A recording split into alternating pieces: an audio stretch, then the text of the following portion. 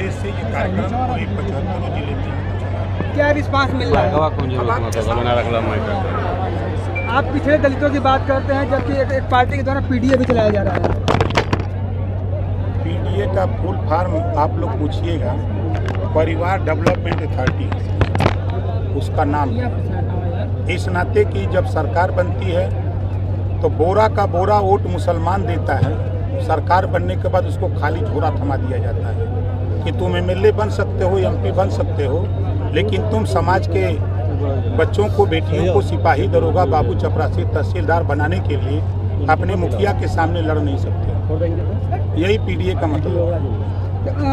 राजभर जी, इस पूरे प्रदेश में कानून व्यवस्था की बात की जा रही है, लेकिन अमेठी में जो पिछले मतलब कल हुआ है, एक ही परिवार के 4 दलितों की हत्या की गई है।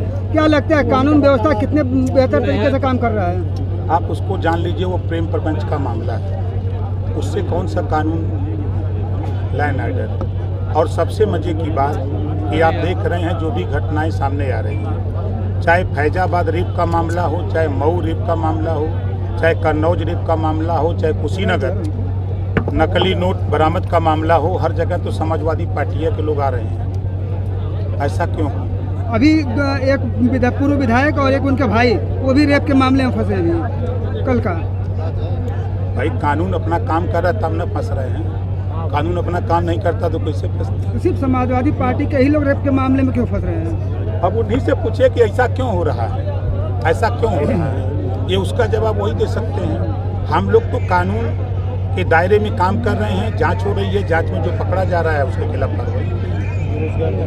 ऐसे में बात किया जाए विदेश नीति की, तो लेबनान और इजराइल में लड़ाई चल रही है। लेबनान के नसरुल्लाह की जो मौत हो गई है, बावजूद उसके जो यूपी में बहुत सारे जो मुसलमान हैं उनके समर्थन में रैलियां तक निकाल रहे हैं। देखिए, कोई भी कानून को अपने हाथ में लेगा, आतंकवादी गतिविधि में लिप्त होगा, उसके साथ वही सलूक होगा। जो कानून कहता है, कानून के दायरे में कार्रवाई होगी।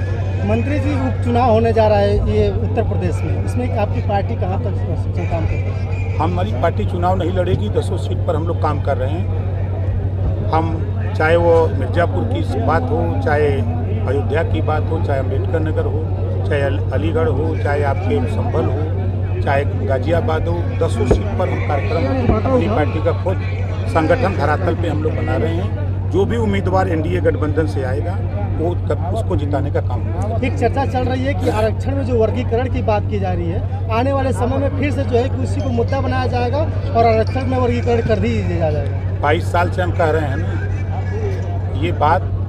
देखिए, रोहिणी आयोग का गठन हुआ दिल्ली में, माननीय प्रधानमंत्री जी के नेतृत्व में, रिपोर्ट तैयार हो गई, उसकी समीक्षा भी हो गई, अब उसको लागू करने की तैयारी हो रही है।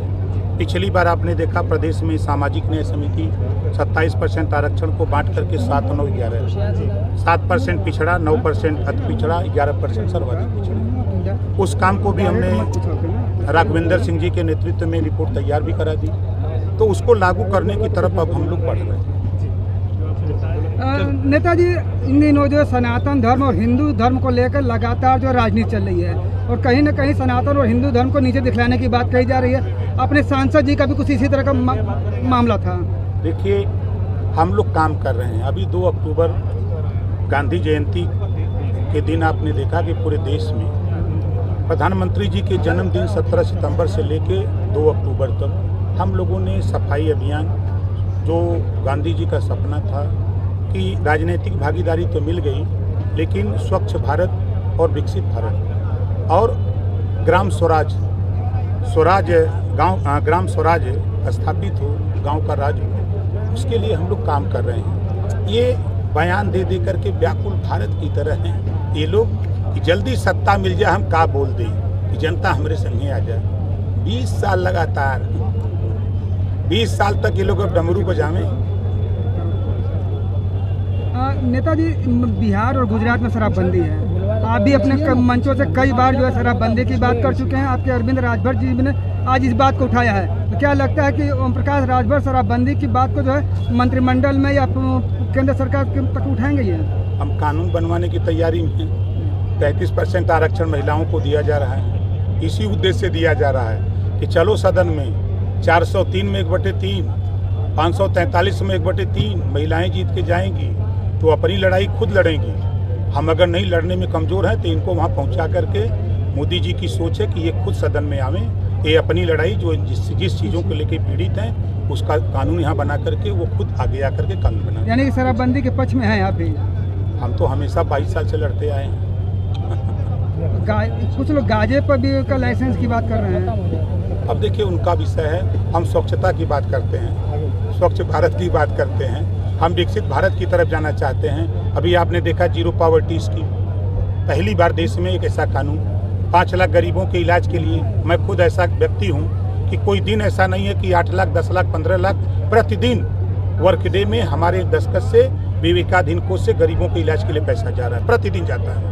मंत्री जी, अभी जो इजराइल में लड़ाई चल रही है, अभी आपके विधानसभा क्षेत्र का मजदूर गए हैं वहाँ पे, कुछ जखनिया विधानसभा के मजदूर गए हैं, उसका क्या लग रहा है? उसके बारे में कुछ अपडेट है, क्या जानकारी है कि किस तरह से उन लोग सुविधाएं मिल रही है? पत्र मिला हमको, उस पत्र को हमने दिल्ली बात किया कि इस तरह के लोग फंसे हुए हैं, तो उनका डिटेल इकट्ठा किया जा रहा है, उनको सुरक्षित वहाँ से वापस भारत लाने की तैयारी हो रही है। परिवार वालों से कुछ बात हुई आपकी? नहीं, परिवार से हमारी कोई बात नहीं, किसी ने पत्र मुझे दिया था, उसी पत्र पे मैंने कार्रवाई शुरू कर दिया। मतलब वतन वापसी हाँ कराया जाएगा? बिल्कुल कराया जाएगा।